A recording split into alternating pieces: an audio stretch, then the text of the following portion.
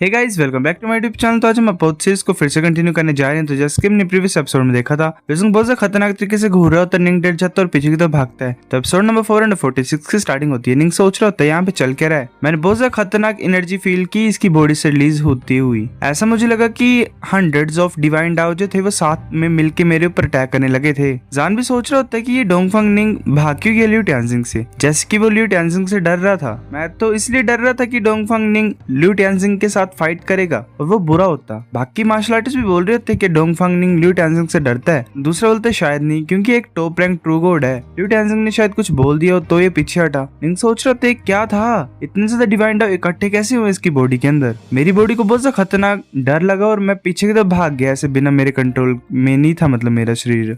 निंग बोलता है यांग, जो भी गोल्ड मार्शल कॉइन्स तुमने इस बच्चे से लिए हैं इसे वापस कर दो और माफी मांगो। यांग बोलता है ये जो गोल्ड मार्शल कॉइन्स हैं ये तो मैं इसे वापस कर दूंगा, पर मेरे को माफी मांगने की कोई जरूरत नहीं है। निंग बोलते जो मैंने बोला वो करो। यांग वापस कर देता है वेल अपनी रिंग को और बोलता है मुझे माफ कर दो। लुजंग सोच रहा होता है कि मैं कंट्रोल नहीं कर पाया अपनी वायलेंट एनर्जी को, मेरे पास तो तरीका भी नहीं था उसे एक्टिवेट करने के लिए। पर मैंने एक्सपेक्ट नहीं किया था कि जो डोंगफंग निंग है वो इतना ज्यादा खतरनाक रिएक्ट करेगा मेरे थोड़ी सी एनर्जी की वजह से ही। मैं तो कुछ ज्यादा सरप्राइज्ड हूँ। जान बोलता है कि जितने वेनमस वोल्फ स्कॉर्पिकॉन से वो मर गए हैं, जो सेकंड वेव अटैक की वो खत्म होने वाली है, जो थर्ड वेव है वो स्टार्ट हो जाएगी और इस टाइम के जो मॉन्स्टर्स है वो स्ट्रॉन्गर होंगे, सभी ध्यान देना। तभी लुजंग पीछे की तरफ कुछ नोटिस करता है। लुजंग बोलते है ये क्या चीज है, तभी एक स्केलेटन टाइप वहां पे आ जाता है। वेल स्केलेटन टाइप क्रिएचर वो बहुत बड़ा क्रिएचर होता है। यांग बोलते है ये तो मॉन्स्टर है अबिस डीमन रीजन का। दूसरा मार्शल आर्टिस्ट बोलता है ये तो अबिस डीमन है, बाहर कैसे आ गया। मास्टर विल भी बाहर आके बोलता है ये जो मॉन्स्टर है ये सबसे ज्यादा खतरनाक है 4 ग्रेट फॉरबिडन लैंड्स में, जो कि अबिस डीमन रीजन से आया है। ये बात नहीं है टाइम सी फॉरबिडन लैंड की जिसमें मतलब अजीब सा लो ऑफ टाइम है, पर जितने बेकार सी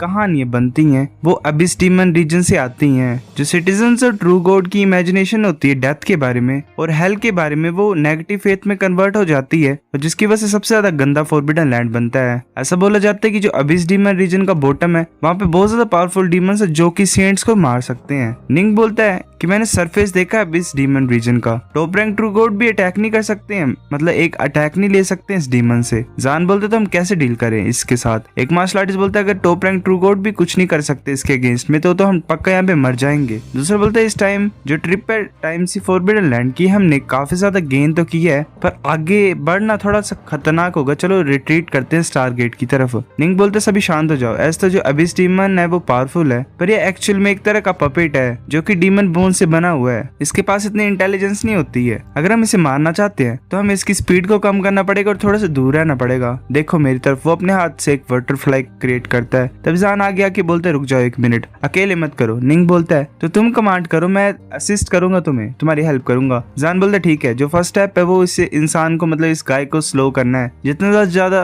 कर सके उतना ज्यादा। सभी हेल्प करो मेरी। जो आइस लो को अच्छी तरह से कल्टिवेट करता है आइस डिवाइन डाउ को, वो स्लो कर सकता है इस डीमन को। लुजंग सोच रहा होता है मैं भी आइस डिमोनिक फ्लेम्स को यूज करता हूँ हेल्प करने के लिए। वो सभी मार्शल आर्टिस्ट अपने आइस को इकट्ठा कर रहे होते हैं और उस डीमन को वेल फ्रीज कर रहे होते हैं। निंग बोलता है कि ये ऑलमोस्ट स्लो हो गया है, तुम अब अपना सबसे ज्यादा पावरफुल अटैक यूज करो इसके ऊपर अटैक करने के लिए। वो अपने स्पिरिट आइस स्लैश को यूज करता है उस मॉन्स्टर की तरफ। उसका जो स्लैश होता है उसकी वजह से कुछ भी नहीं होता, उसकी बोन्स बिल्कुल ठीक होती है मॉन्स्टर की। एक इंसान बोलता है कि ये जो अबिस डीमन है तो कुछ ज्यादा हार्ड है। डोंगफंग निंग ने स्लैश किया अपनी स्वॉर्ड के साथ और उसका cultivation base top rank true God का है, पर एक छोटा सा जख्म बना इसकी बॉडी में। दूसरा बोलता है कि हम कैसे फाइट कर सकते हैं इसके साथ। जान बोलता है कि जो अबिस डीमन है वो एक ऐसा मॉन्स्टर है जो कि अबिस डीमन रीजन का है, ये बहुत ज्यादा डिफिकल्ट होता है मारने के लिए। सभी शांत रहो, एटलीस्ट कोई डेंजर तो नहीं है हमारे ऊपर, सभी हार्ड वर्क करो। लुजंग बोलता है वेल अपना अटैक यूज करता है वो गॉड स्लिंग स्वॉर्ड है। बाकी भी अपनी एनर्जी को गैदर कर रहे होते हैं, उसकी तरफ भेज रहे होते हैं Holi thunder, blood God slash. उसकी बोन्स फिर थोड़ी खराब होने लग पड़ती हैं। एक इंसान बोलता है कि ये अब डिफिकल्ट नहीं लग रहा है, ऐसा लग रहा है कि ये खत्म होने लगा है, चलो और ज्यादा अटैक करते हैं। दूसरा बोलता है कि मैं ये सोच रहा हूँ कि कैसे रिवॉर्ड्स मिलेंगे हमें अगर हम अबिस डीमन को मार देंगे, ये कुछ ज्यादा पावरफुल है, तो हमें क्या सुप्रीम ट्रेजर ऑफ ब्ली मिल जाएगा क्या इसके बदले। वो जो मॉन्स्टर होता है वो अपने मुंह को खोलता है और बहुत जोर से रोल करता है। जान बोलते नहीं, ऐसा लग रहा है कि जितनी भी हमारी एबिलिटीज थी आइस की वो अपने इफेक्ट को खो रही है। और एक गोल्डन लाइट इसकी बॉडी के ऊपर अपीयर हो गई है। ऐसा लग रहा है कि हमारे कोई भी अटैक्स इसकी शील्ड को पेनिट्रेट नहीं कर सकते और इसके तक नहीं पहुंच सकते, हमें ध्यान देना पड़ेगा। वो अपनी फ्लेम्स को यूज कर रहा होता है। अबिस डीमन एक मार्शल आर्टिस्ट बोलता है भागो।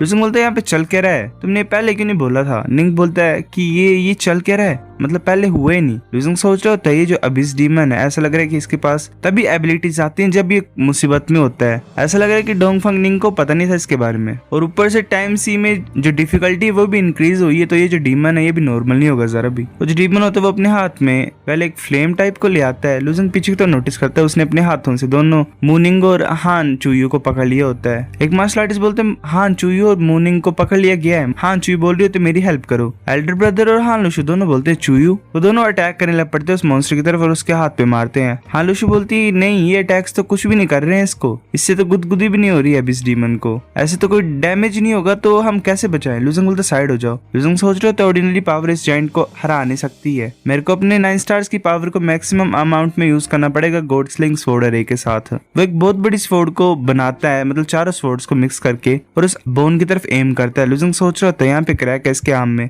लुजिंग की स्वॉर्ड से उसका हाथ कट जाता है और नीचे गिर जाता है। एक मार्शल आर्टिस्ट बोलता है ये इंसान तो कुछ ज्यादा पावरफुल है, इसने तो अबिस डीमन का हाथ काट दिया एक ही ब्लो में। दूसरा बोलता है अगर अबिस डीमन भी इसके अटैक को नहीं रोक पाया तो मुझे लगता है कि हम इस बच्चे के ओपोनेंट तो है ही नहीं। मूनिंग भी नीचे गिर जाती है और सोच रही होती मैंने एक्सपेक्ट नहीं किया था कि लियू टेंजिंग की स्ट्रेंथ इतनी ज्यादा पावरफुल होगी। जब पहले अरेना ऑफ लेजेंड्स की बात थी तो मेरे को लग रहा है कि इसने मेरे ऊपर इतने खतरनाक अटैक नहीं किए थे। जितने भी मूक क्लैन के पीपल हैं वो दूसरे टास्क कर रहे हैं, उन्होंने मेरे को बचाने की कोशिश नहीं की, बस ये इंसान है जिसने मेरे को बचाया। क्या मैं करूँ ऐसा जैसा मेरी बहन ने बोला है कि मूक क्लैन सच्ची मुझे से मारना चाहता है, ये मेरे को सही नहीं लग रहा है। वेल ये भी प्यार में पड़ रही है लुजिंग के। गाइस मुझे जहर दे दो।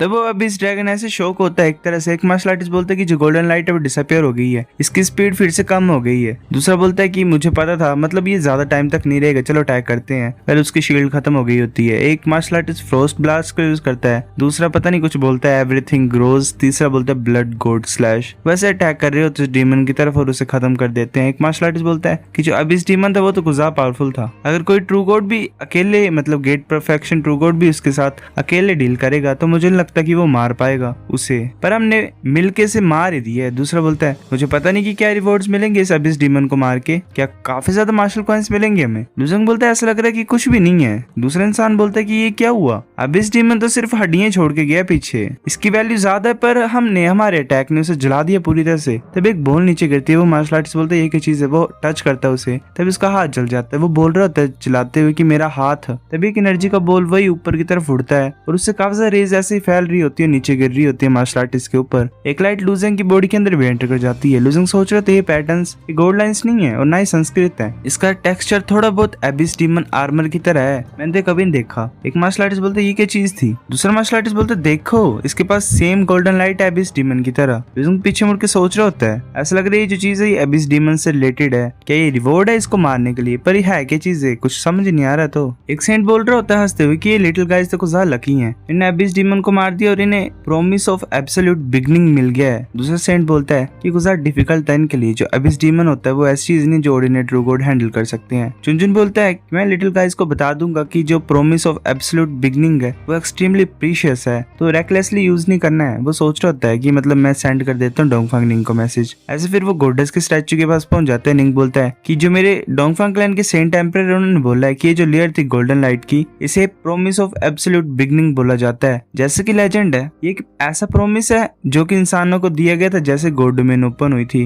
जब इस प्रॉमिस को एक्टिवेट किया जाता है तो ये रेजिस्ट कर सकता है हर तरह के इंटरनल पोटेंशियल को कुछ टाइम के लिए। एक मार्शल आर्टिस्ट बोलते हैं प्रॉमिस ऑफ एब्सोल्यूट बिगनिंग, और ये रेजिस्ट कर सकता है हर तरह के डिवाइन डाउ के इंटरनल पोटेंशियल को। दूसरा बोलता है ये तो कुछ ज्यादा लकी है, वेल इससे क्या होगा मुझे भी नहीं पता। जान बोलता है जब नेक्स्ट वेव ऑफ अटैक आएगी उससे पहले तुम्हारे पास कोई 1 ही घंटे के रेस्ट का टाइम है, तो रेस्ट करो, रेडी रहो नेक्स्ट राउंड के लिए। बाकी सब बोलते ठीक है। फिर 1 ही घंटे के बाद का सीन दिखाया। एक मार्शल आर्टिस्ट बोल रहा है ऐसा लग रहा है कि कुछ भी नहीं हो रहा है। दूसरा बोलते है कि मैं भी कुछ नहीं देख पा रहा हूँ। जान सोच रहे थे कुछ ज्यादा अजीब है। ऑब्वियसली एक शौक आया, मतलब आवाज सी आई, पर मैं कोई बेकार से क्रिएचर क्यों नहीं देख पा रहा हूँ, मैं सिर्फ फेंट ठंडी सी हवा को फील कर पा रहा हूँ। वो फिर हैरान हो जाते बोलते नहीं, जो ओमनियस क्रिएचर हैं वो अच्छे हैं कंसील करने के लिए अपने आप को, मतलब छुपाने के लिए। सभी अपने डिवाइन सेंस को यूज करो। वो सभी डिवाइन सेंस को यूज कर रहे होते तभी वहाँ पे कुछ क्रिएचर्स टाइप आ जाते हैं। एक मार्शल आर्टिस्ट बोलते ये तो साउल किलिंग घोस्ट है। जान बोलते बोलता ध्यान से, ये जो हुक है तुम्हारी साउल को तुम्हारी बॉडी से बाहर निकाल सकती है। तभी एक जो वो घोस्ट होता है वो एक मार्शल आर्टिस्ट की साउल को पकड़ लेता है अपने हुक से और बाहर की तरफ खींच रहा होता है। एक मार्शल आर्टिस्ट बोलता है यहाँ से चले जाओ, तो चल पड़ते हैं। दूसरा बोलता है एक उजाड़ डरावना है, जो प्रॉमिस ऑफ एब्सोल्यूट बिगिनिंग था वो भी यूजलेस है। लुजंग सोच रहा था डिवाइन सेंस ही डिटेक्ट कर सकते हैं फेंट शैडोज को। मैंने ध्यान से मतलब केयरफुली देख पा रहा हूँ अपने प्योर आई स्पिरिट प्यूपिल से, और ऐसा लग रहा है कि ये घोस्ट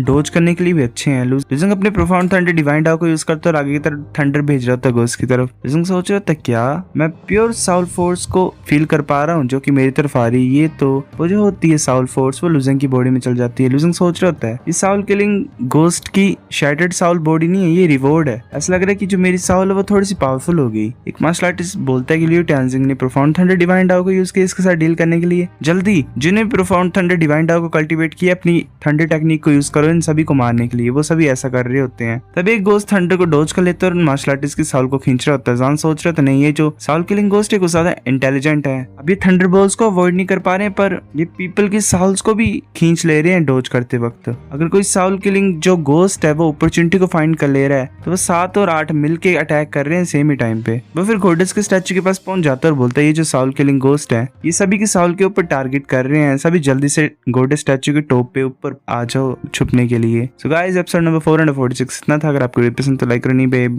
फिर भी लाइक कर दो, शेयर करो दोस्त साथ, कमेंट करके बताओ अगर आपको वीडियो कैसी लगी। सब्सक्राइब करो, तब तक के लिए बाय बाय।